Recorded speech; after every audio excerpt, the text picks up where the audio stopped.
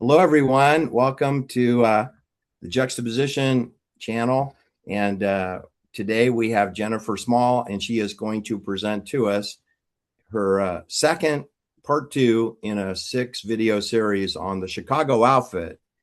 And today's video will be about the Chicago outfit from the year 1930 through 1943, which is sort of the end of Al Capone and the beginning of the Frank Nitti era for the bosses of the Chicago metro area.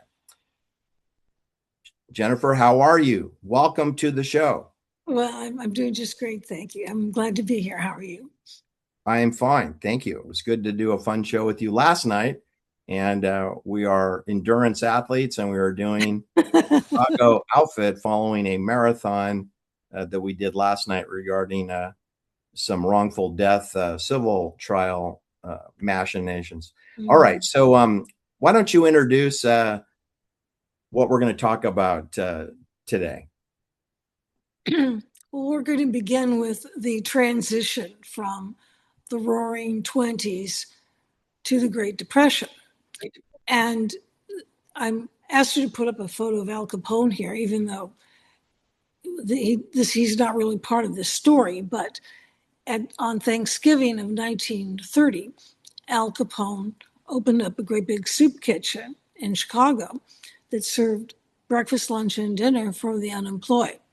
And so this is kind of a sign of the times that you go from the Roaring '20s with its rugged individualism and capitalistic innovation and free-flowing champagne and speakeasies and jazz and everything's all exciting, to the depression when in 1933 a full quarter of the country was unemployed. 25% were unemployed in 1933.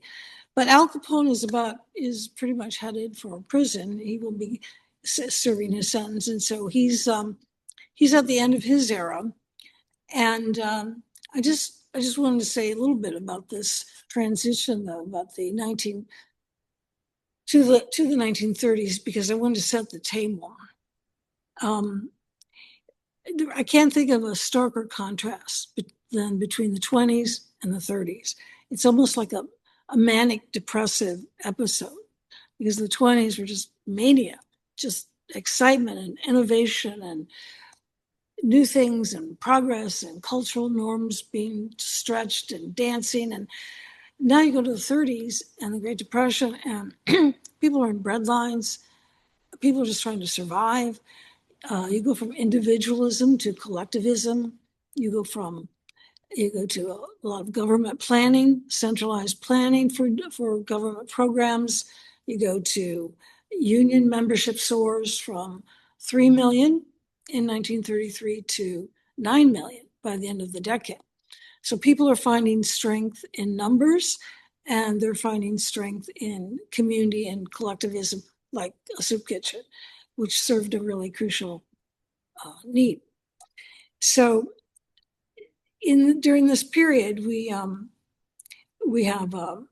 FDR. Franklin Roosevelt gets elected in 1933, and he will institute all these government programs that most people have heard about in high school, like the Works Progress Administration or the Civilian Conservation Corps, as well as government-funded programs for theater and the arts.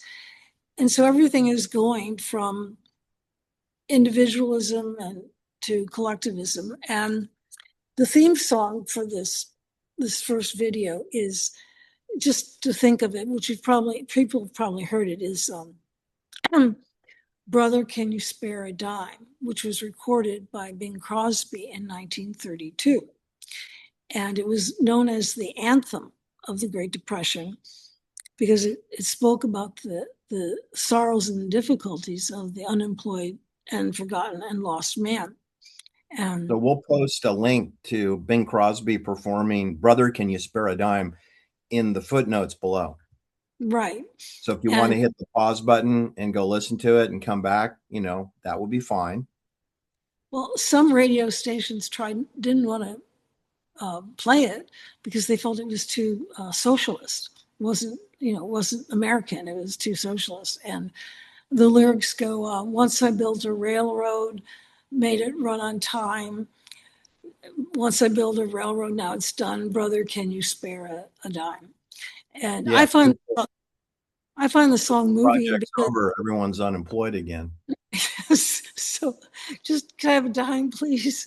And everyone has experienced loss and feeling that the future is bleak, and so now think of the whole country feeling like that. So that's uh,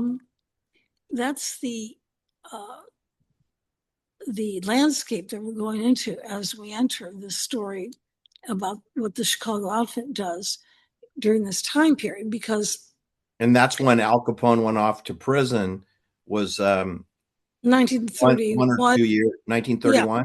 yeah, And he so was we were a year and late, a half or so yeah, into the Great Depression. yeah, late 31, but he was, yeah, right, but And then, then we have Frank Nitti here, and he's the right, next person. and so I just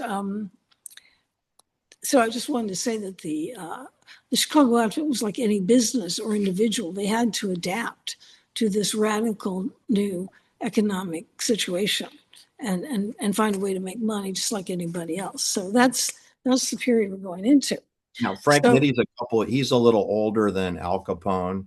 Um, yes, and he's been around all through the 20s with the Chicago outfit. So he's very experienced, but we're trying to find our footing because the economics of how the Chicago outfit would get paid has shrunk. Probably the economy and the cash flow is going down.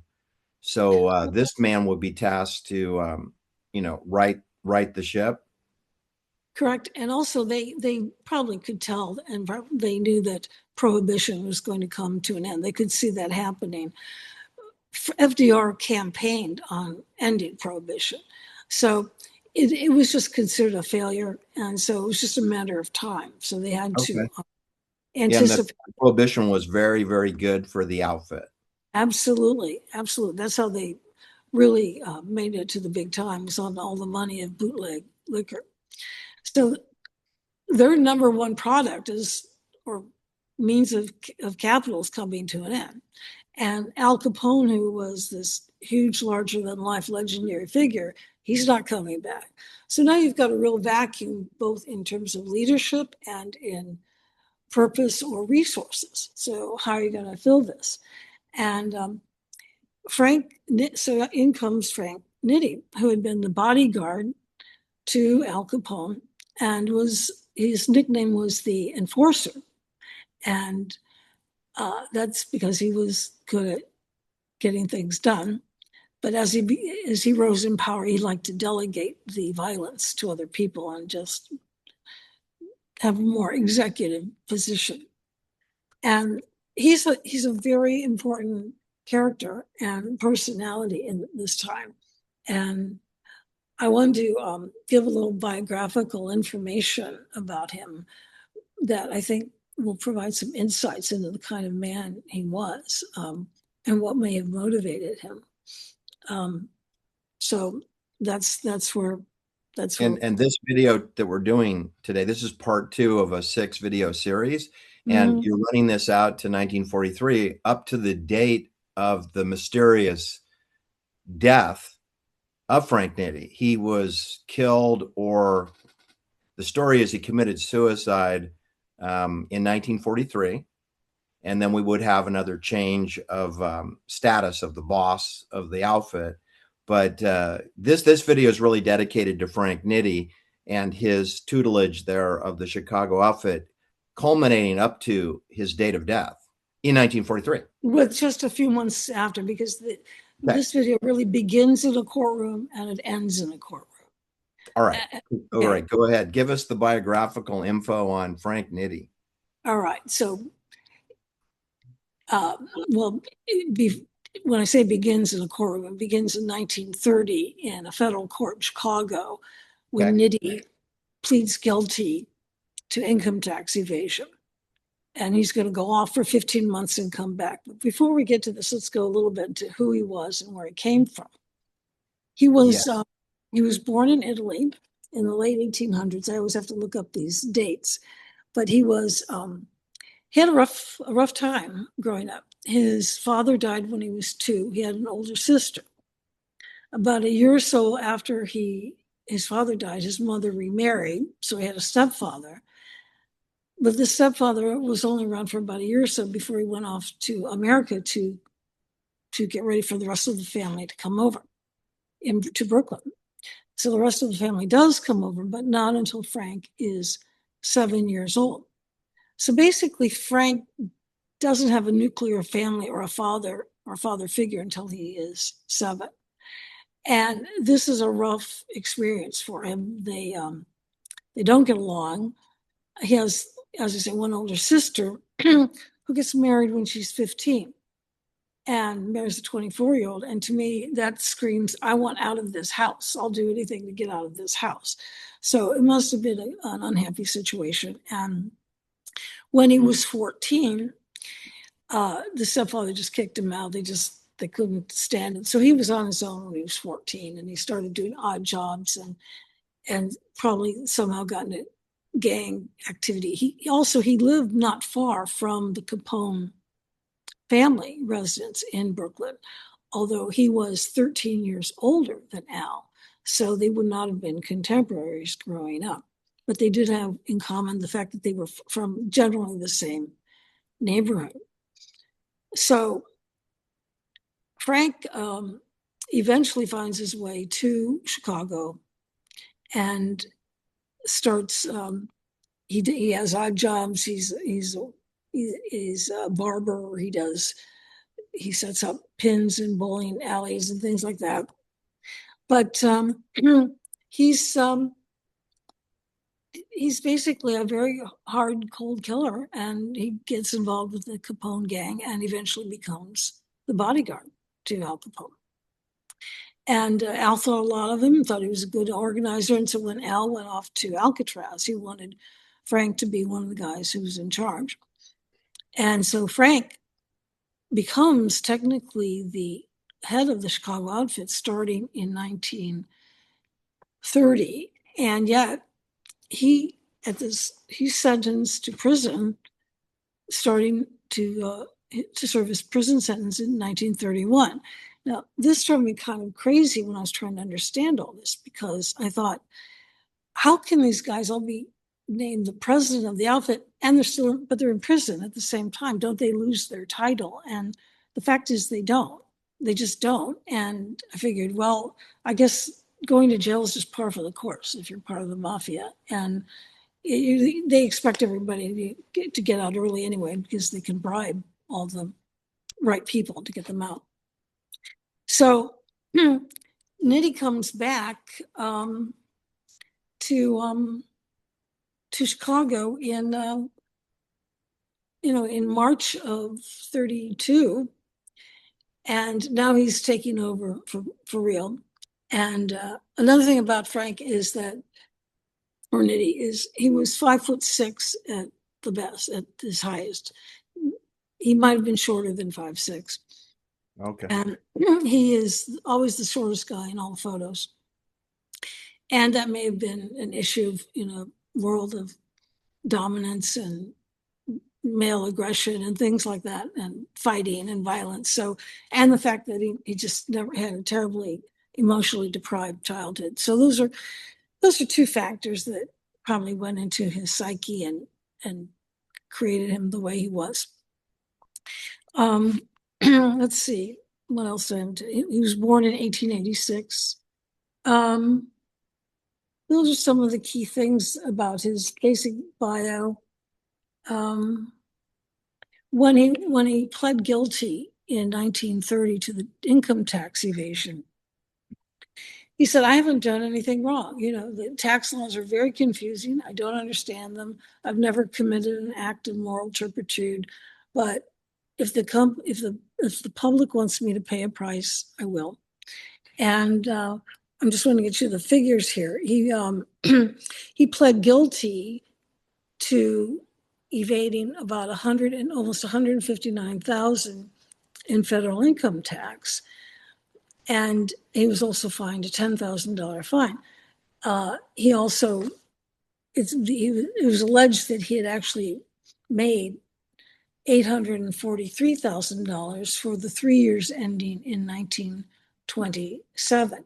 So that's another example of how you could make a lot of money with a seventh grade education if you joined the mafia and did a good job, did what you were told. So Mhm. he was kind of a tough, wily man. I think he came out of the school of hard knocks, and he was street smart, and he was willing to do whatever it takes. And also, I just I think it's interesting that he was the bodyguard to Al Capone, because Al Capone probably personified what he was missing in his life, because Al was this big family man, and Bon Vivant had a lightness and a joy of life that this guy didn't have. Neither did Paul Rica. And in Al Capone's great niece said, "Oh, Uncle Al was just a wonderful family man, and had all these family gatherings." And so, in a way, I it, maybe it's stretching a little bit, but I think Nitti may have seen in Al kind of a father figure, even though he was older, but a fatherly energy, a family energy that he never had. And so, being his bodyguard, he was literally guarding like this man, this life that he always wanted. So he was a very loyal soldier. So that's who Frank is, and Okay. that's where we'll keep going. So All right. and So, so when he goes off to prison, the man in charge is his underboss, a man by the name of Paul Rica, Ricca. So I think you've got a picture of Paul Rica, or yes. if the Zoom people will let you do that. No, no, let me see about Paul. Okay, Yeah, we need to explain Paul Rica, because he's in the shadow, but yet he is there you go. influencer of Frank Nitti. Okay, so tell us about Paul Rico and how he is slotted into working with Frank Nitti. Well, Paul Rica has a really, he has a really dramatic background by the way he comes to Chicago, and that in itself is just, you could just take his early life and make that into a movie. I think he was What's also, the nickname? These every character in your story oh has a nickname, right? We had well, he's, Scarface, we have the yeah, Enforcer, and then we have Paul Rico. What's his nickname? the waiter, The Waiter. as Oh, in, tell us but about that. well, he was actually a maitre d. Well, I need to sort of go back Oh, okay. before All you right. get to the Sorry. picture, because it's but he didn't like it. He hated being called a waiter. He Oh, said, I was never a waiter, I was the maitre d. like So Ben like, Bugsy Siegel. He didn't like you don't call me Bugsy to my face. yeah, I mean, he was insulted about that. All right. um well, here's Paul Rica had sort of the opposite experience of Frank Nitti growing up. He was also born in Italy, and he was the oldest child of five, and he had four younger sisters. So he's the oldest and the only son.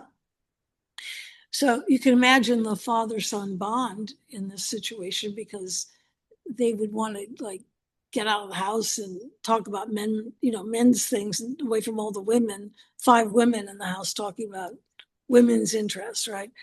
And Paul's father was part of organized crime in Naples. Only it wasn't called the mafia, it was called the Camera. And that is a Spanish word meaning quarrel or dispute.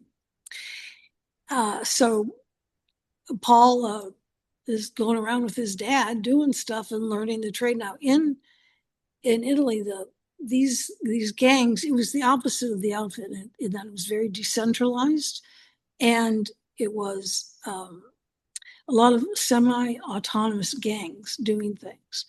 And you can only speculate, but it could be that Paul Rica saw that there was a lot of inefficiency in all these decentralized gangs, because when you get to the Chicago outfit, you have a very hierarchical, very rigid situation. It's just the opposite. But that's what he is exposed to at a young age. By the time he actually arrives in America, he's already committed two murders and served a couple of years in prison. Now, the first guy he murders was a hit that he was told to do, although he tried to disguise it and say it was an honor killing because he tried to say that the man had reneged on a proposal of marriage to one of his sisters. But no, it was a hit, and he stabbed the guy to death and left him bleeding. And supposedly, reportedly, the guy begged for his life, but he just walked away. Then he goes to he does this when he's 17, and then he goes to prison for 2 years. When he gets out, he tracks down the man who testified against him and sent him off to prison. Finds that guy, slits his throat, kills him, and then he flees Italy and he goes to Cuba because he's trying to avoid immigration questions getting into America. So Cuba seems to be the best point. Well, I think that's the military would do that for him. And Cuba is just a node on the network. There is no immigration. There's military moving you around. So he's not subject to immigration. I mean, Carlos Marcello was never an American citizen. He lived 65 years in the United States, and he was from Tunisia, but he's a Sicilian. He's a Sicilian born in Tunisia with a passport, and then he comes to America and becomes the most successful tomato salesman in the history of the world. He's a tomato salesman, and with burlesque and casinos, burlesque. But he was not an American, and yet he spent the majority of his life in New Orleans, Louisiana, and he's not an American. So I don't get too hung up on immigration matters because it appears that you don't need to be an American citizen to be a successful tomato salesperson. But anyway, go on. So he went to Havana, which of course is home to Jose Menendez, and I don't know where in Cuba he went actually. Well, it's either there or he's in a sugarcane field because Havana was like their city, port city. Well, this is where opportunity knocks for him because he then connects with a Chicago alderman, who is his last name he was Diamond Jim Esposito. All right. And this guy is doing bootlegging for Chicago, but he's not working for Capone. He's got his own thing going. Right. And he's got arrested. Is he in the Chicago area? The northern area? Diamond Jim, northern Chicago. I mean, because I think they have it sort of mapped out to what. Yeah, Diamond Joe. Excuse me, not Diamond Jim. Diamond Joe. Diamond Joe. Okay. Yeah, he was. He was in the 19th franchise. I'm not sure. I'm not sure. He did have a restaurant in Chicago called the Bella Napoli, which I guess is beautiful Naples. That's what it would translate to. So he says, come to Chicago. Paul, I got a good deal for you. And Paul comes to Chicago, but first he goes through New York Harbor, and he's like 22 about this time. He arrives in 1920, in August of 20, to New York, and then gets to Chicago. And he's got a pretty sweet deal right away because Diamond Joe is taking him under the thumb, and he says, "Okay, you're going to be the maitre d' of my restaurant here. We got a lot of gangsters. Al Capone was a frequent." This is where he got his nickname. And Al Capone was a frequent customer of this restaurant. And he, at the same time, now he's helping Diamond Joe with bootlegging, bringing in whiskey and sugar from Kentucky and Cuba, and doing the usual things. And but it's at the restaurant that he meets Capone, and Capone is quite taken with him and says, "Well, come work for me. Come to my side." And so he does. He leaves Diamond Joe and goes to be part of the Capone operation. And I'm thinking, you can see how what an appealing candidate Paul Ricca must have been to these more established men in the outfit. Sort of like I want to employ this guy for my firm, or I want this guy on my baseball team. I mean, this guy's really got talent. Not only has he killed two people already, but he was happy to kill the person who ratted on him. And, we like that because we don't like people who Yeah, screw. in sports, they call it's a double win. You're always looking to recruit, strong members to your team. Mhm, But there's an expression, I'd rather have him on my team than have to compete against him. So when you bring him over to your team, now he's no longer an opponent or competitor, mhm, mhm, because in some ways it's really bolsters your position in the marketplace. You've taken away a top performer, or what they mhm, call an earner, a big earner, someone mhm, who is valuable, and you've repositioned them. So you've hurt your opponent. Your opponent has lost this mhm, talented person, and you've gained. So it's mhm, kind of a double victory. mhm, mhm. So, That's very well put, because Paul Ricca will learn more about him in later videos, but he becomes a strong, dominant force and power influencer. for decades, right? Yeah, yeah. I mean, he's just sort of getting started in this video, but uh, yeah. So Capone was smart to get him over on his side, and then later in 1928, so we're going back in time a little bit. Diamond Joe was gunned down in front of his house, even though he Oh, was walking in between two bodyguards. So that yes. he was hit 28 times, and the bullets found at the scene had been dipped in garlic, which is a Capone signature. Oh dear. Yeah. So no, that was the way of saying, Capone did it. Right. When I thought, well, if they bothered to dip their bullets in garlic, now that is really paying attention to detail. Mm. Like that's what Yes. master craftsmen do. They when they care that much about little details. Only And the local people would understand that message. The general public probably wouldn't know what that no, meant. But no, the people who worked with Diamond Joe would understand immediately who did it. yeah, and it's just a way of saying, don't mess with us. And Okay. so now we know a little bit about who Paul Ricca is, and he was he had sort of old world manners, and he would bow before women, and he was kind of soft spoken. Al Capone was the best man at his wedding, Oh, and he he had a pretty stable home life, and there's no there's no reports that either of these two ever were hanging around prostitutes the way Al Capone was. These are these are pretty just down to business, ruthless, cold hard killers. I mean, when we talked about Al Capone last time, I said, well, it might be fun to go to lunch with Al Capone. I wouldn't want to go to lunch with either of these two guys, Rika or Nettie. I Frank mean, Nitti. Mhm. I would go on the opposite side of the street to avoid even looking at them, because these are tough hombres. These are scary dudes. So these are the characters who are in place now. So when Frank Nitti gets out of prison in March of 32, he's got Paul Ricca behind him, but they're they're more like two scorpions in a bottle.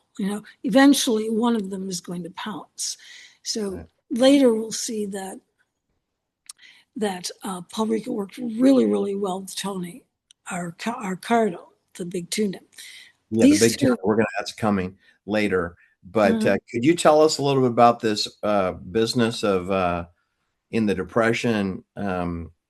People had to gather together for collectivism, and maybe join a union as a way to get a job, to get a paycheck, to brother, can you spare a dime, to get some money. Tell us about the bartenders union in Chicago, bartender and beverages union.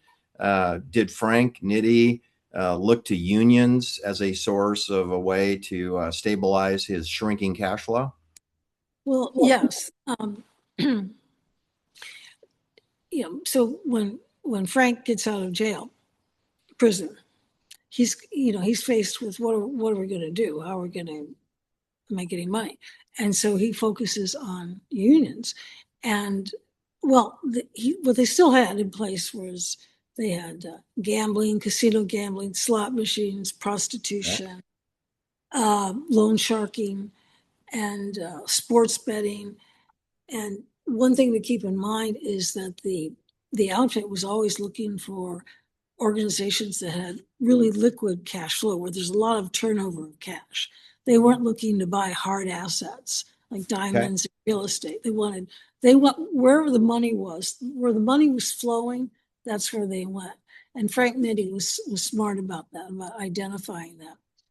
And so, yeah, the um, he does turn to labor racketeering. And one thing about the bartenders union is, again, he's very smart and very clever here, because he could tell that prohibition was going to come to an end, and so saloons were going to be legal again. He could see that, he could see over the next hill, could see what's coming. So he says, well, let's take over the union. He believed if you own the unions, you own the industries. And therefore, and also it frankly, it's a way to draw down inventory. All that stocked up booze that the outfit had, they needed to channel it and sell it and make some money from it.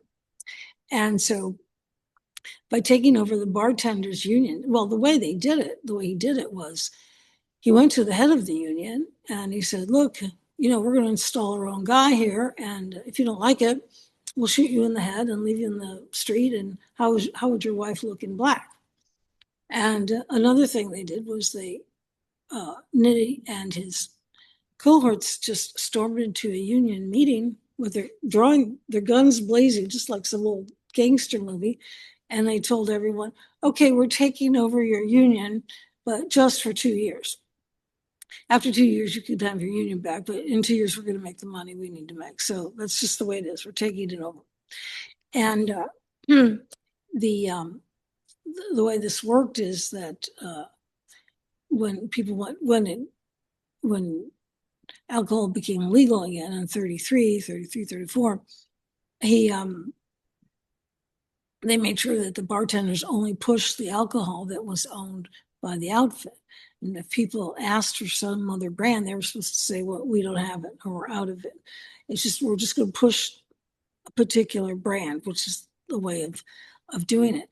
Another interesting thing, though, too, is he took over the local union of the National Bartenders Union, but there were other local affiliates throughout Chicago, and two of the other people who had local affiliates to manage were Tony Arcado and Joey Ayupa, who will also become a boss later on too.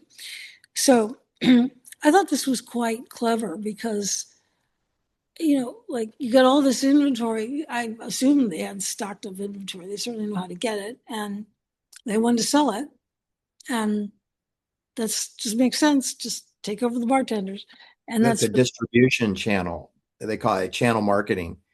So you're saying by handling the bartenders or the beverage, I think it goes beyond the bartenders to who stocks the restaurants and the bars. yes. And so if you can control the truck drivers and delivery boys and the clerks that stack the boxes of booze, then you have channel marketing control over the product, and that product cannot move. It cannot move without you getting paid. In other words, you get paid to move that product.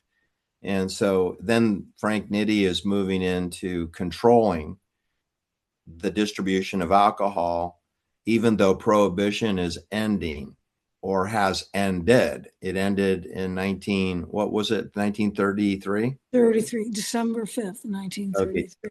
So then now we're post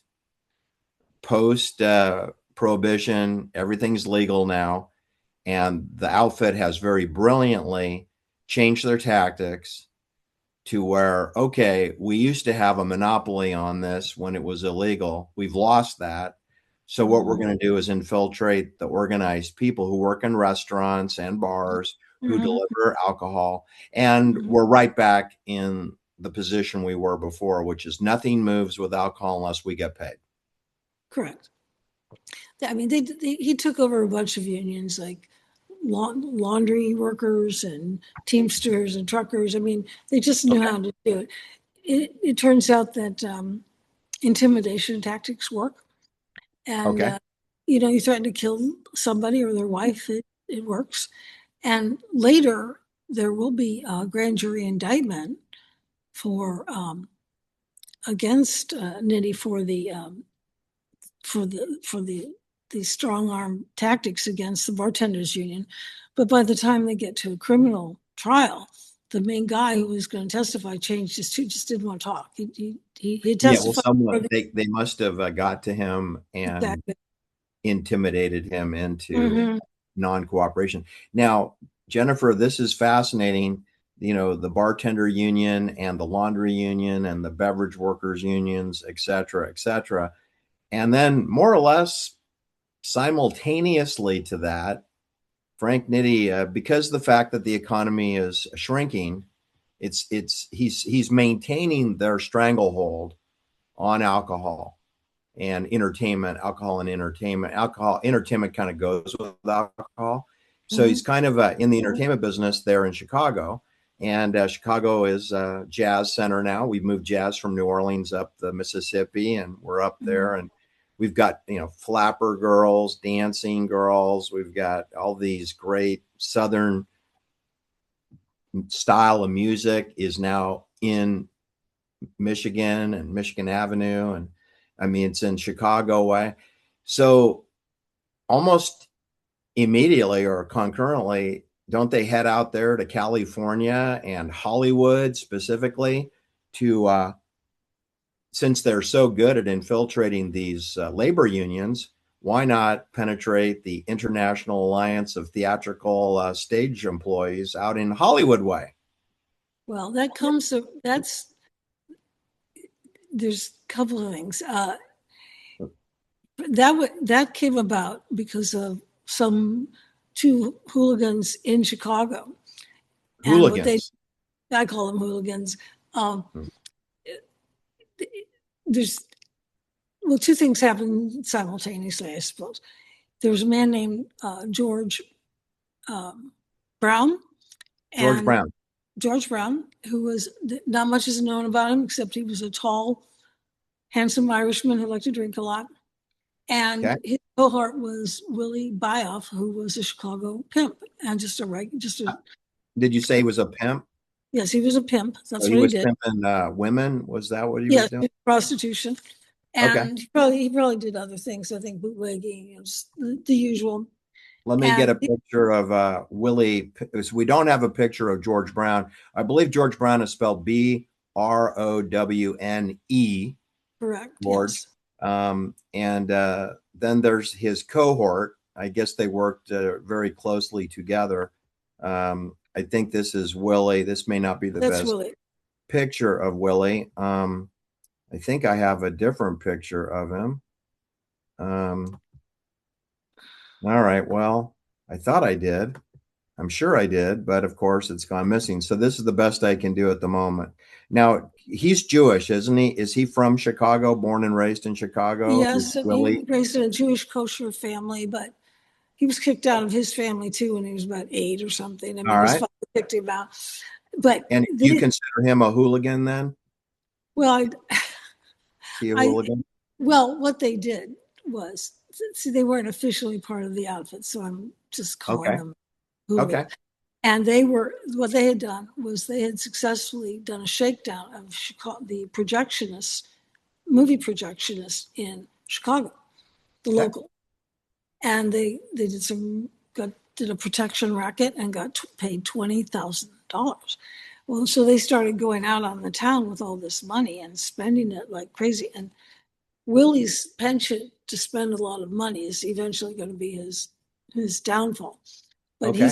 but when you start throwing out cash like this, nightclubs and everything, people start looking. Think of the movie Casino. It's like Oh, who's that yes. guy with all the cash, right? Yeah, And this is the problem. You're not supposed to draw attention to yourself. yeah, Yeah, so you're saying that George Brown and Willie, what's his name? B off, B it's off. Bioff, and then people jokingly called him buy off because you had to Oh, buy him. you give them money and they'll leave you alone. So they Yeah, were kind of independent contractors. They weren't part of the Chicago outfit, but they were operating within the realm of Chicago yeah, they were operations. They were yeah successful. they went out, they shook down the projections, they got 20K, and Frank Nitti, and immediately they're told to go visit Frank Nitti, the head of the Chicago outfit. Right, because we got to get these two under our wing, or Mhm. else we have kind of a problem here because these guys are loose cannons. Let's get them supervised and make sure they share Well, yeah, the wealth. yeah, and Frank Nitti says, the good news is I'm going to let you live. Right, that's the good news. The bad news is we want half. Yeah, right. Yes, and he says, okay, we like what you're doing. You're working for us now. You don't have a choice. Right. Okay. That's just the way it is. And are you And saying that Frank gave them an assignment maybe to move on out to Los Angeles? well, I don't know if it happened at that first meeting. He thought, Well, it must have happened soon because it was 1934 that the Chicago outfit sent consultants out to, no, that's these two. No, these so two this knuckleheads. Yeah. well, Frank, at this point, you're talking about how there's this vast unemployment and just government jobs, pretty much. Right. But Hollywood is doing really well, and people are flocking to the movies all the time for escape. Okay. Um, Well, I don't could, forget Hollywood's number one customer is the government. Military contractors are right, who's paying Hollywood. So just so you know, Hollywood's not depending on 10-cent cinematic matinees for their money. They're doing prepping movies for World War II. They're doing training films. They're doing epic films about World War One, and they're getting people sort of ready for the next big war, which won't happen for a while. But that's what the Disney brothers were doing. Roy Disney, Roy, and his uncle Robert, not Walt. Walt's doing Mickey Mouse animation in New York, and it was when Walt's cartoon idea went down the tubes and he declared bankruptcy that he came out to Los Angeles to work with Roy and Uncle Bob Disney to make war propaganda movies. That's what Disney made. They weren't in the theme business. They didn't have a theme park. They didn't make cartoons. They made war films. And so did Warner Brothers, okay, which hired Ronald Reagan, Warner Brothers.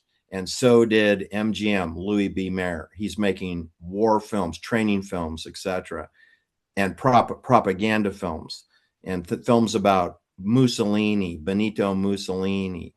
That's what Hollywood was making money on was international affairs.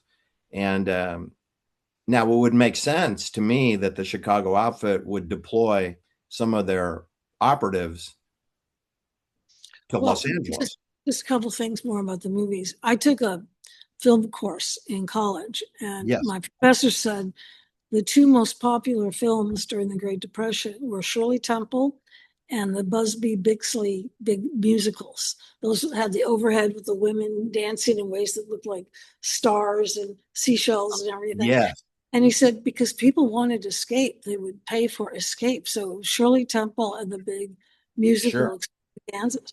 So again, now remember, Frank Nitti is looking for opportunity. Where's the money? Where's money flowing? Well, Right. you go to theaters, people they're turning over cash, they're turning over pennies or dimes or nickels to go. I mean, there's a lot of turnover of cash.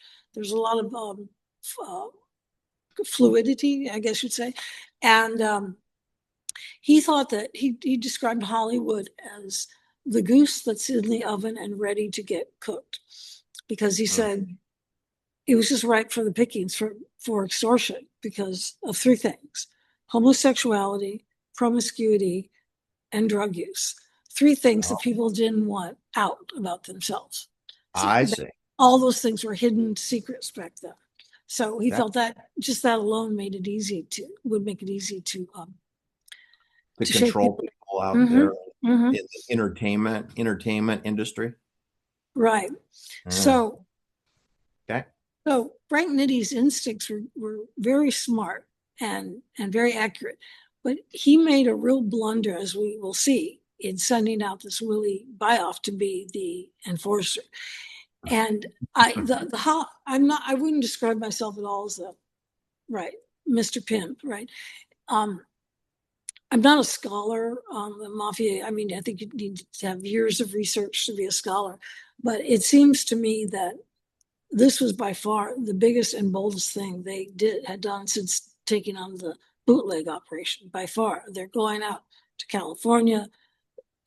They're leaving Chicago. I mean, they bit off. Basically, they're going to bite off more than they could Well, chew. this guy's a pimp, and I guess he's a bit of a thug. He's not Yeah. beyond threatening people, but he's Jewish, and Mhm. he has to be a Jewish person because Hollywood is run by Jewish people, 100% run, not 99% run. It's 100% Jewish managed studio system, and if this person is anything other than a Jewish person, you'll have zero success whatsoever. So it's got to be someone who is accepted to be able to sit down and have a meeting and talk about things.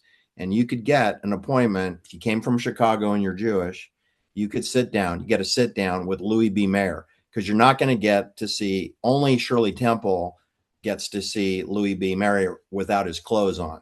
Right. Because remember, Louis B. Mayer was what Shirley Temple called an exhibitor. He exhibited. And Well, I'm not sure if he did any exhibition when Willie Beoff showed up. well, Shirley Temple actually had a lot of leverage when you think about it. They couldn't fire her. No, but She was she like said top box. no. She said, they want to send me to rehab. And I said, talk to the hand. I said, no, no, no. Amy Right. Winehouse, Right. who's Jewish also, right? So Shirley Temple was golden. She's golden, but she laughed at Louis B. Mayer, which I guess was a mood killer. And she left his office intact. Now, I think that this character here, Willie Beoff, he must have had an understanding with someone like Louis B. Mayer and someone like Harry Warner, because Harry Warner was the eldest of the Warner brothers. There's at least four Warner brothers. We all talk about Jack Warner, but he was the youngest. There were three other Warner brothers. They were called Wansel, but they created Warner Brothers. So those are the two big studios in Culver City. Was MGM, Metro Goldwyn Mayer, which was a partnership of theaters and movie production and music. They put music, theaters, and storytelling together to create the MGM studios. It was an amalgamation of a number of operations under which became under the control of Louis B. Mayer, but he had other people at his level, and they had the largest studio in Culver City, and Warner Brothers had the second largest, and they were next door to them. It's near the Anne Heche car crash that never happened, the fiery car crash. That's where MGM is now. It's Sony today. It's Sony Pictures, but Sony Pictures and Warner Brothers occupy the same area of Culver City, which is smack dab in the center of military intelligence contractors. Hughes Space and Communications, General Dynamics, McDonnell Douglas, Boeing, Northrop. They're all next door neighbors with Louis B. Mayer and Jack Warner. Their neighbors made aeroplanes and jets and rockets and missiles and spy satellites later. But that's who their neighbors were. In other words, don't you think it's interesting that of all the places in Los Angeles that they would put the largest film studios for musical productions and the Wizard of Oz and Gone with the Wind and all of the great musicals are produced on the other side of the fence where they're building military bombing planes to dump bombs on people. Well, all this bolsters what you've said for a long time, that Hollywood is a military operation. And I always had a hard time understanding that initially, Yeah. but now I do. Now I totally get it. And because how many organizations are getting funded and are thriving during the Great Depression? Well, the ones that are going to be necessary for the war in 1940, 41. And, Yes. Yes. Hollywood I is going to think be it's more than a coincidence that Chicago is sending people to Hollywood during like 1935, 36, 37, as we are moving to Pearl Harbor, which hasn't happened yet, but it's almost as if someone knew that it was going to happen, because they're building all these dams. They built the Boulder Dam and the Tennessee Mhm. Valley Authority and the Golden Gate Bridge and the San Francisco Bay Bridge and Moffett Field and Alameda Naval Air Station, and they're building things like the Empire State Building in 1.5 years. I mean, they just banged it out real fast. In less than 2 years, they built the Empire State Building, the tallest building in New York. They bang it out during the Great Depression when there's no money. I don't even think they had any tenants to lease the space. Like, what's the big hurry of building a building? We're under depression. So you see, there's a lot of things that don't make sense economically in terms of supply and demand. But if you go outside of that and you say it's military, who has unlimited funding from Switzerland, Swiss Bank Authority, they have as much money as you need. And we have all the things that are going on during your story here are happening today with the data centers, and they're shutting our economy down manually and then attributing it to the AI. It's got nothing to do with the AI. The AI hasn't taken over yet.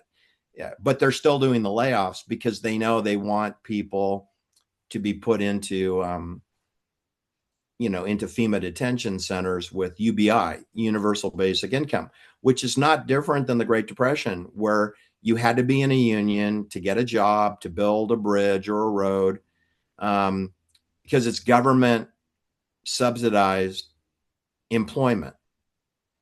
Mhm. And what else are you going to do? Then of course it could trickle down to a delicatessen or a restaurant or a pizzeria to serve meals to people who had jobs, who could afford to pay.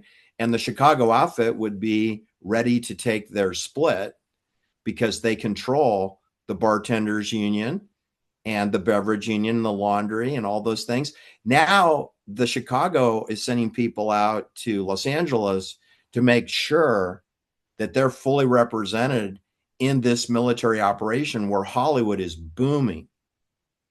Right. And Johnny Roselli was also sent from Chicago Right. Johnny to, Roselli, to who was Los in Chicago at the time, sent Angeles. to Hollywood. And he was in charge of getting all the projectionists under control. I see. All right. And so, and we'll look more at Johnny, handsome Johnny, later on. Okay. And, but the, it was a sophisticated operation. I mean, the mob played both sides against the middle. I mean, they would go to the studios and say, if you pay production money to us, we'll make sure there's never a strike and you can run your business. And then they go to the Right. union. They were going to protect you against exploitive business practices. And in fact, the union didn't have much of a choice because they had installed their own men as the head of the union, and they could raise dues and then just pocket the difference in their own pockets. You know, they didn't the increase in the dues didn't go to help the working man have better conditions. The increase just went into the pockets of the mafia. And Now, Jennifer, you're saying that Johnny Roselli was focusing on the projectionists. Who was focusing on stage employees or people that built the well, the sets projectionists were part of the of stage. that union, the Yeah, theatrical stage employee union? and I don't know the Okay. mechanics of how you go about it, but that was sort of, there were so many different types of employees in that union. Like Natalie Wood's father, he built and broke down sets. So in he probably was in it. He was so probably in there. before his daughter became, promoted as a big star, her father was working in Hollywood as a member of the theatrical stage employees, with a hammer, working in construction to build and demolish various sets that were Mm-hmm. undoubtedly used in Culver City, and Mm-hmm. probably both for Warner Brothers and MGM and Paramount Pictures, which is over near Santa Monica Boulevard. Now, there's the Screen Actors Guild, which represents, I What? believe, actors. It Wait, was anything effort going on there I in well, terms of, go ahead. I have to tell you something else first before we get Okay. into Screen Actors Guild, because I've got a great shakedown story for you. Okay. The studio executives also had offices in New York City. So Willie Byoff goes to New York to meet with the head of 20th Century Fox and Lowe's. Now, these are two brothers, Right. Joseph and Nicholas. Their last name is Schenck. It's Schenck, or pronounced Shank or Shank. It's easier to just call them Joe and Nicky or Nick. And he said, okay, you got to pay me $2 million on an annual basis, $2 million. And I'll make sure there are no strikes. And Nicholas says, are you kidding? No, we can't pay that. That's impossible. So he comes back and says, oh, okay, 1 million. No, we can't do that. We can't. It's possible. So it's okay, 50,000, and that's my last offer.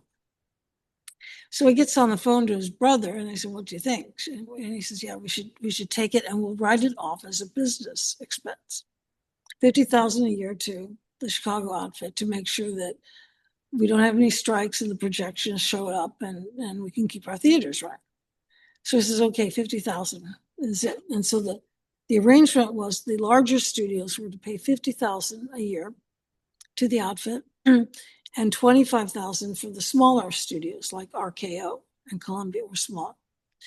So now we're back in New York with this guy Willie, and he says, "Okay, well, you got to hand over the money." So they agreed to meet in a hotel room at the Waldorf Astoria Hotel, which is on Park Avenue, which is one Yeah. of the Midtown Park Avenue, one of the most luxurious hotels in New York.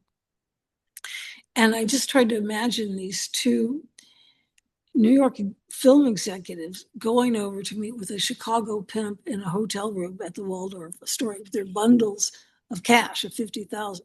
One of them was Nicholas, and the other was a messenger man from 20th Century Fox.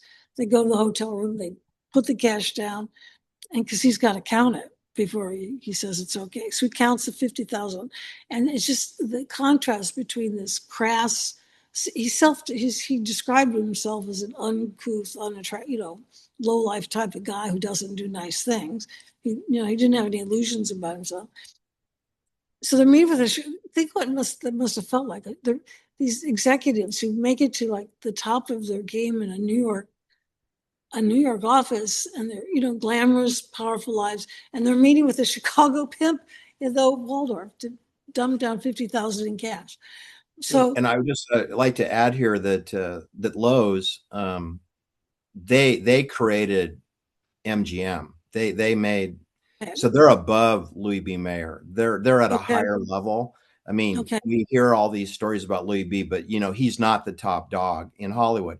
And your story is at a higher level than Shirley okay, Temple being harassed by Louis B. Mayer. This is the people that tell, Louis B. Mayer kind of sounds like a Harvey Weinstein type dude. yeah, yeah, Okay. Well, these people above, I guess they know that.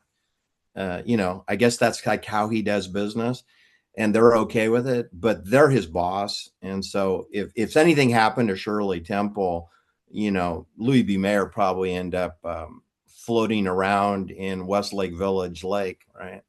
right. So, or one of the LA, ponds.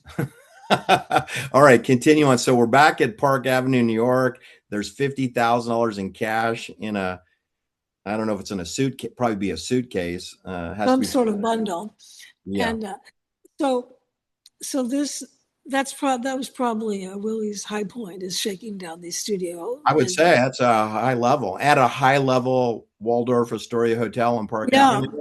Yeah. and dealing with money, cash money, and talking to a top executive in Hollywood, but in New York, Mm, and the Lowe's Theater chain, which is dominantly important in terms of cinematic presentation.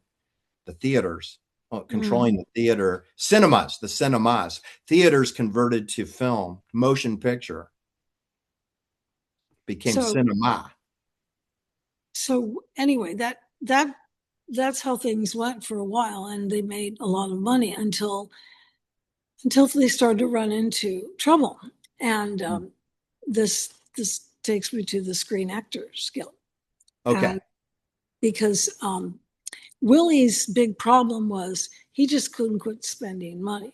And just as he drew attention to himself in Chicago, spending all that money and getting the attention of the outfit, the same thing was true in Los Angeles as he was spending on mansions and houses and Okay.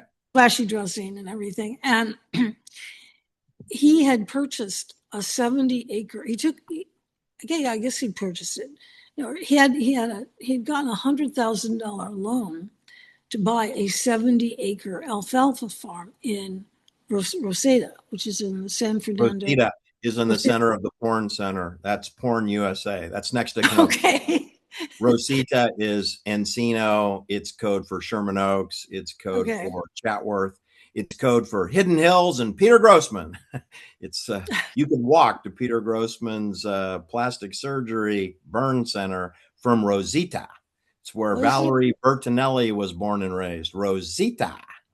It's in the that nice center the of the way? San Fernando Valley, like the bullseye, the center.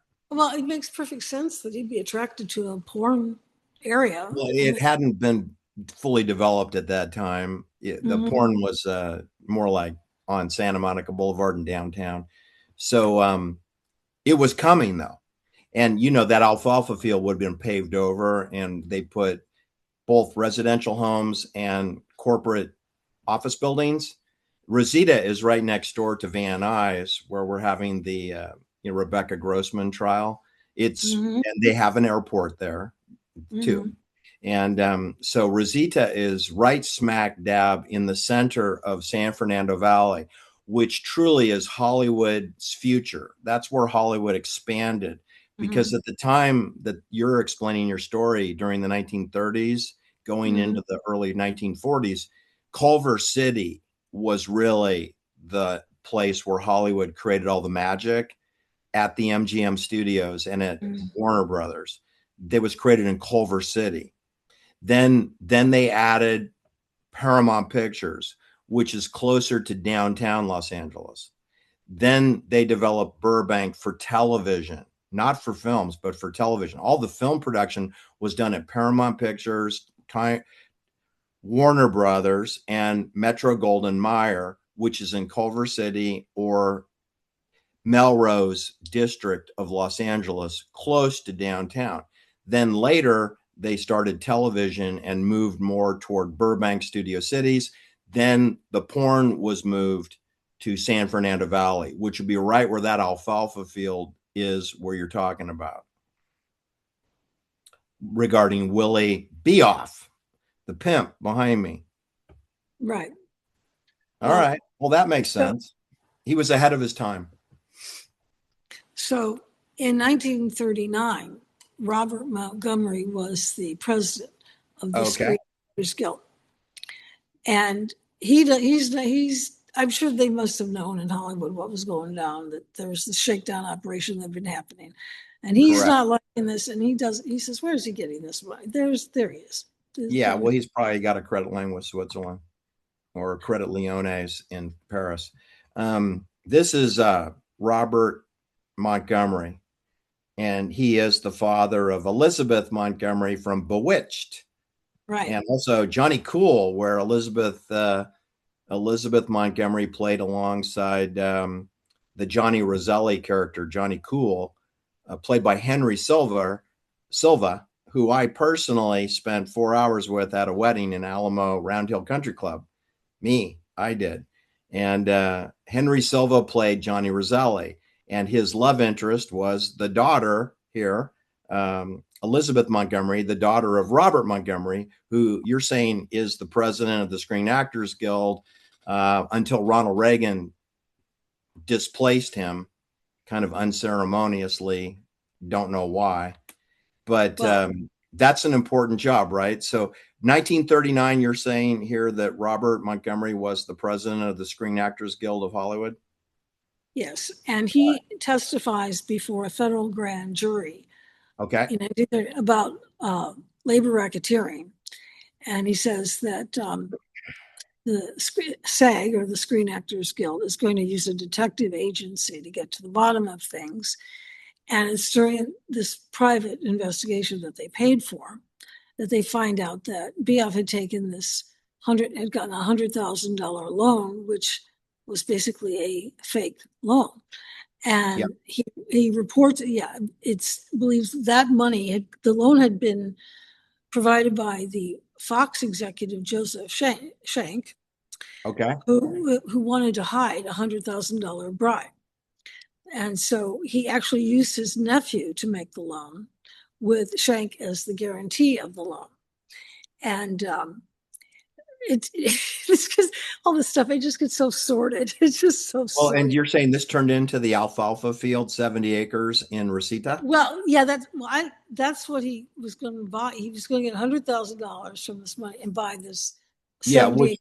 which, if you just cut to the chase, you're saying that the bribe money is really developing the pornography area of Hollywood, but you have to build it first, right? You can't use the property. It's not alfalfa is not going to get porn films made, but if you pave it over, you can have some studios and things and production companies, because I think they film it in the homes, in the houses, in and around Bel Air and Malibu and Hidden Hills and Encino and anywhere, including downtown Los Angeles. They can do porn anywhere.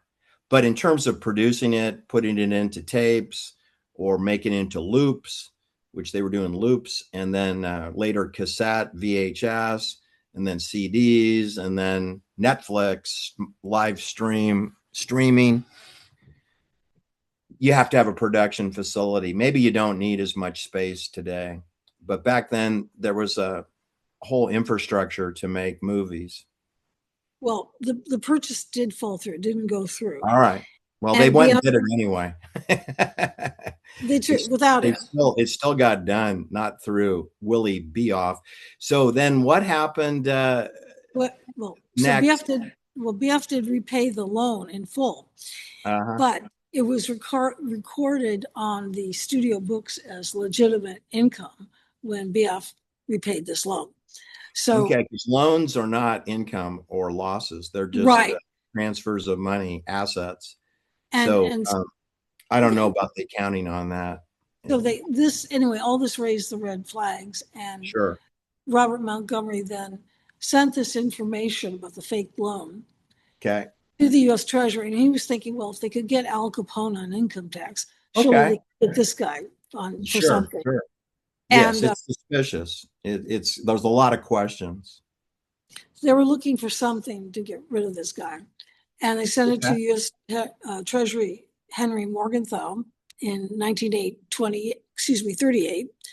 who then sends a referral to the Justice Department to do something about this, and they do nothing. Nothing happens. And I just want to interrupt you 1 second here. $100,000 in 1939. That's a ginormous amount of money. Yes. So, I mean, we think in terms of today, it would be something like 100 million. Yes.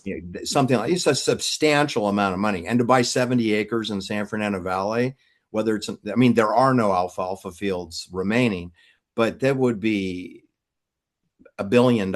It would be hundreds of millions to buy land in San Fernando Valley today. Okay. But so it hadn't been as developed back when this was going down. Still, nevertheless, 70 acres of land, $100,000 when Willie Beoff was involved and when Robert Montgomery is involved is a very large transaction. And yes, of course, the Treasury Department of the United States, normally they would be interested unless someone told them to lay off and stand down. it's worth putting a whole team of auditors on that because you Mhm. might find some taxes.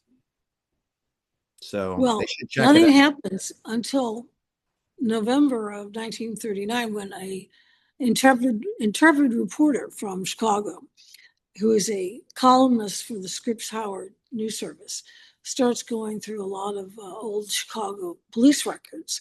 Okay. And he finds out that Willie Biaf had skipped town. He was supposed to have served 6 months for pandering, which is the facilitation of prostitution. It's slightly different from pimping. It's where you take prostitutes to a house of prostitute or you encourage someone to become a prostitute. It's slightly different. And so there, he basically was supposed to serve 6 months and did. He skipped town. He skipped. He didn't Yeah, report to jail. that's correct. Hmm. And so this ultimately leads to and so this gets flashed out everywhere, and that gives the cops the feds or whatever what they Okay. needed to arrest him and bring him back to Chicago. And Okay. then this is the beginning of the unraveling of the whole Hollywood extortion, because now in 1941, Okay. BF and two others are charged with extortion, and it's at this point Willie goes to the feds and says, what do you want to know? I'll turn state's evidence. Uh-oh. Just tell me what you want to know. Okay. Because he didn't like that there were intimidation tactics being placed on his cohorts not to squeal. So he decides he's going to squeal.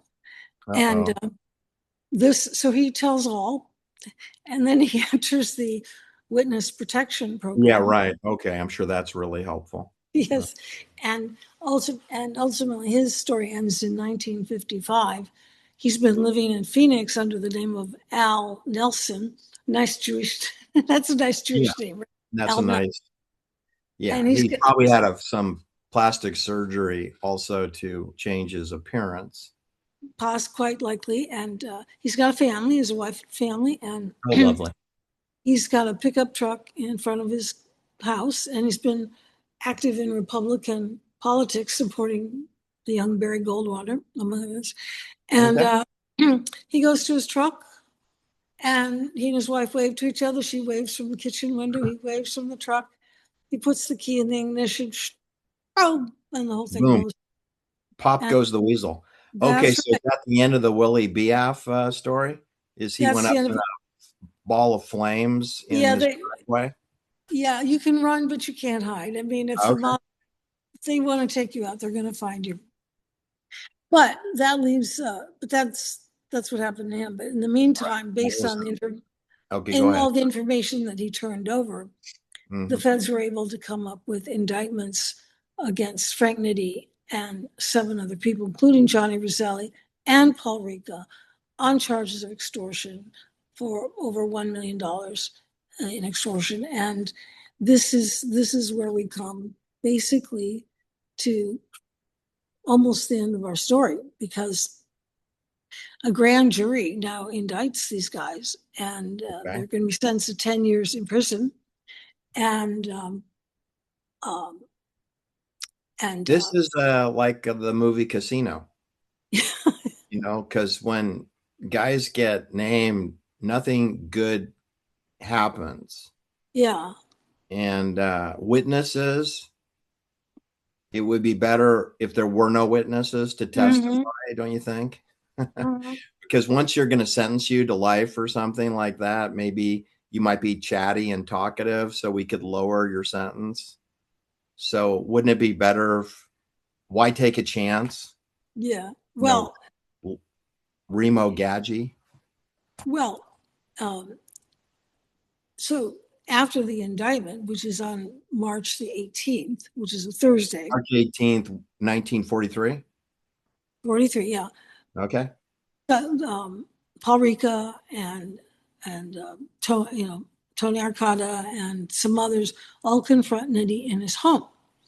And he said, look, you have to take the fall for this.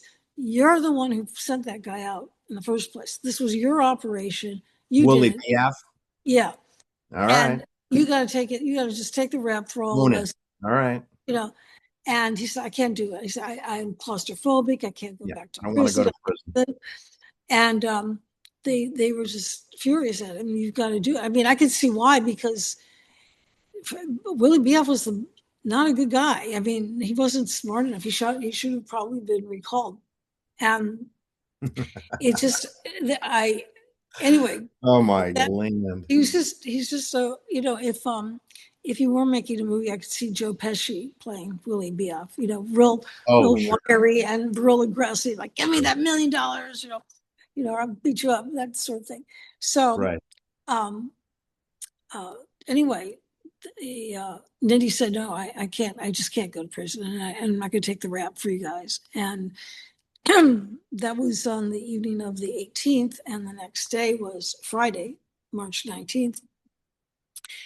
And the reports are that Frank got up in the morning, had breakfast with his wife. She was going to go to church.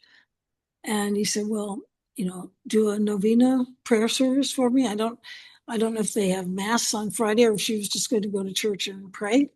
But he Mm-hmm. said, light a candle for me. And I'm going to take a walk. And he got real loaded on whiskey, and he took his revolver and put it in his pocket, and he put on a nice suit and overcoat. And he walked a few blocks over to the railroad tracks, Illinois Central Railroad. Right. And this is where we have an ending that I only have the official reports on. I know that when you have a prominent person who's said to have committed suicide, it raises questions. But Yeah. I mean, if you shoot yourself in the head, typically that would be one bullet only. I think he was shot multiple times in the head. So well, I'm thinking someone helped Frank go to the next world. the story is that there were three eyewitnesses, two You mean switchmen, fake crisis actors? All right. right, Right. and the conductor of a train. Yeah. Who The would train be was totally backing up, part of the poor facilities. You can't believe him. and so they So were leading by there the were no criminal. witnesses and he killed himself. I get it. Right. No, and no, these Well, three. I don't believe anything to do with the story at all. Not at all. It's a complete fraudulent story. So there's no witnesses. No, And there are these three people. well, no, but those are actors. Those are fake people. They're not legit. They're lying. They're committing they're not perjury because they're not under oath. They're people who are lying, or the media just made it up. They don't even Well, exist. they claimed he was staggering on the railroad tracks. They stopped. BS. No, you're not going to be the boss of the Chicago outfit. Tony Arcado is not going to wander around with an empty water pistol and kill himself. So, Well, this no way pregnant. you're not going to be the head of an organization and commit suicide like this. And So it supposedly he hit the generally top goes of his against, hat twice, yeah, I don't know how you do that by yourself alone, but and then the third time he hit his head. yeah, it's like, in other words, multiple gunshots to kill yourself. Right. That's how Superman died. Right. George Reeves, 4 bullets to kill himself, and they all say, "Oh yeah, definitely a suicide." Well, 4 shots. he He's hit not the a very top of good his. shot. He hits two at the top of his hat, and then the Right. third one he actually makes it. That's Yeah. the Well, third. he doesn't. The guy who killed him did. So, but I'm sure he didn't even touch a gun. no. I mean, I read the article from the Yes. Chicago No, I know. Tribune I read the article too. I just dismissed it of as being 1940. made All up right. poppycock. So anyway, Okay. he said, I'm just saying, look, when it's time, you tell the boss, Tony Arcaro is going to be the new boss. Well, first of all, It's Paul Ricca Paul. is going to be the boss, and Tony Arcaro is in waiting. That's the future of the Chicago outfit. And Right. Frank is now not going to be in charge anymore. So that was Right. decided at that meeting. And the question is, now what? And suicide wouldn't be one of the choices. It would be, you agree enthusiastically that you're going to go to prison, or we're going to kill you. There's only 2 choices. You're going to prison or you're dead. And when he said, I can't go to prison, then they went, okay, we'll kill you then. And they did immediately. Immediately. So it wasn't a suicide. I mean, they always say it's suicide, always. Yeah. And it's never, whenever they tell you it's suicide, then you know it's not. And when it's multiple gunshots to your head, by definition, that's not a suicide. You have help. There's another person there. and you're not participating in your death. They're doing it for you. So anyway, that's my experience, but it's a hell of a story. But up to the point where Tony Ricardo and Paul Ricca met at Frank Nitti's home with his wife going off to mass, that's about as serious as you could possibly get. Because normally you'd meet at the office or, one of their restaurants. But when you go to the person's home, you're at the end of the line. And Frank Nitti knew this is the end of the line. I'm not going to be the boss of Chicago anymore. I'm not the boss of Chicago anymore. If you have the number 2 and 3 person in your home telling you the way it's going to be, and then you're dead within 12 hours of that meeting, you're dead. It's pretty clear to me what that is. But it's definitely the retirement and end of Frank Nitti in a violent way at the railroad port facility, the Illinois Central Railroad.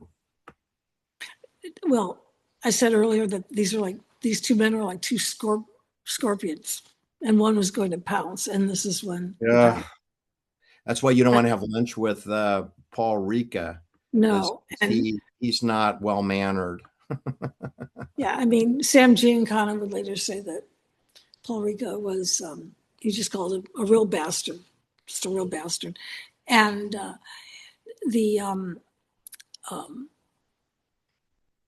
so this is March of 43. And then Paul Ricca, yes, is the outfit boss until December when he pleads guilty in a courthouse to the charges of conspiracy, and so do the others too. Johnny Roselli goes off. Tony Arcata stays behind because he wasn't part of it. He's not indicted. Right. I don't think he spent a single night overnight in jail. No. I think he's been arrested a number of times, but they always booked him and released him. It was catch and release with Tony Ricardo, but these guys, they had to be booked into the jail and then spend some time in detention. So wow. So as with Frank Nitti, Paul Ricca will be still he will keep the title of boss when he goes off to prison. And then in the next video, we'll look at what happens when Tony Arcata, the big tuna, steps up to the plate to run things as, I guess you'd say, an acting boss, while the titular boss is in prison, and he's going to get a shorter. You have provisional boss, and then you have the actual boss. Yeah, well, they don't lose their title. That was the thing. He kept his title, and then when he got early release, not a shock. He gets early release in 1947, and part of the condition of his parole was that he could not associate with gangsters. Well, good luck with that. But then that's when Tony, sure, takes over. Now, Jennifer, I don't want to do a spoiler alert here, but my final question for you, we're coming up on 2 hours on this video, is do you think that Frank Nitti had the last word up to at 1943, even though he was terminated with extreme prejudice from the Chicago outfit as being the boss? I mean, can you tell us, do you think Frank Nitti had the last word, or would that spoil the video number 3 that's coming? No, because, I'm going into the metaphysical now. Okay. Because Frank Nitti had, at one point, had a fourth floor apartment in a downtown building where there's now a very popular Italian steakhouse. And there are people there who are waiters and staff who swear they see his ghost in the building. They see a ghost with a fedora. And there you go. You're right at home. Frank Nitti and Juxta. And according to the Chicago Ghostbusters Society or whatever, people claim they see his ghost along the railroad tracks. So, I said Al Capone was we'll drink to the outfit. Yeah, but an adult beverage. This coffee cup can handle whiskey also. And so I thought, well, I said before that Al Capone was gone but not forgotten. And I thought, well, maybe Frank Nitti is gone, but he doesn't want to be forgotten. So maybe his ghost is still wandering the Oh, places he lived and died in do you know Chicago. what the date of the last Frank Nitti sighting was in that building? No, I don't have it. No, Uh, but I believe the steakhouse is still operational. oh my goodness. Oh, it survived COVID. Well, that's very good story. Um, well, that is there any final thoughts? Can we just wrap that up with that Frank Nitti ghost story? Metaphysical? Well, I think I think he was kind of a criminal genius, and I think he was very visionary about where to go to get money. And I don't know. I mean, it seems that a lot of credit could go to him in terms of pioneering the whole route of labor racketeering, which would continue on for decades. Well, I just wanted to leave everybody with the image of Frank Nitti, a man who had a sit down with Tony Ricardo, Big Tuna, also known as Joe the Batters, and Paul Ricca. And it was a solemn meeting in Frank Nitti's home when his wife went off to church. And within 12 hours, Frank Nitti was dead with multiple gunshots to his head. And officially, it is a suicide. In 1943, in March 1943, it was goodbye, Frank Nitti, and hello, Paul Ricca, and Tony, the Big Tuna, Ricardo, laying in the wings, waiting. Yes. Thank you so much, Jennifer, for this Well, thank you. Thank very, you. very rich content, which we actually you could do a 4-hour series on each component of There's today's so much. video. So this is There's so really much. a 40-hour video condensed into the 2 hours. Um, you did really well. There's a lot to handle. You linked Hollywood with the Chicago operations, and you can see they use similar personnel. Chicago really looks to be like a training center for executives within the outfit. And Mhm. there have been many Hollywood films really celebrating this idea of they don't use the term Chicago outfit. They call it the organization, but it's headquartered Mhm. in Chicago. We've Mhm. had Sidney Poitier, you've had Steve McQueen, you've had Robert Vaughn. They've all done films where they refer to some men are being sent out from Chicago, where it's just this veiled reference that there are these Mhm. thugs coming out to California from Chicago. And to Mhm. me, that was resonating with me in the 60s and 70s with the films that were done. They were always referencing some people from Chicago. And today's video was shining light on the Chicago outfit. And that's a true story. I mean, they do send people from Chicago. Johnny They do. Rosella and Mhm. William Beoff and George Brown. They came from Chicago. And that's just the tip of the iceberg.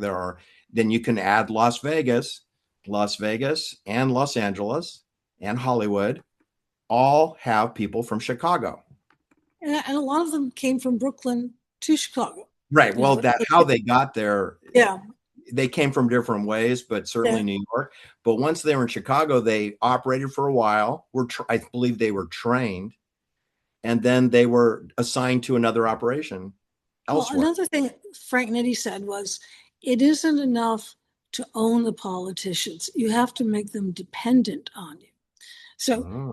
yeah, so they knew a lot about corrupting officials in Chicago. Pacification and control. They Exactly. were performing pacification control episodes to get paid on everybody's business, whether they were waiters, bartenders, studio set builders, and then eventually actors, singers, dancers in the entertainment industry, to include the studio executives and producer directors of all of these employees, which in the tens of thousands of people. And the Chicago outfit is taking a franchise fee from every martini sold, every box of whiskey, every box of beer, every film, every TV, eventually television comes along, and music. because they control the labor, that no one can produce any content without the unions representing organized labor. Okay, thanks so much. And I'll see you in the lobby, and we'll have a glass of champagne and some beluga caviar that I had flown in for today. Thank you. That's Thank great. you, Jennifer. Okay.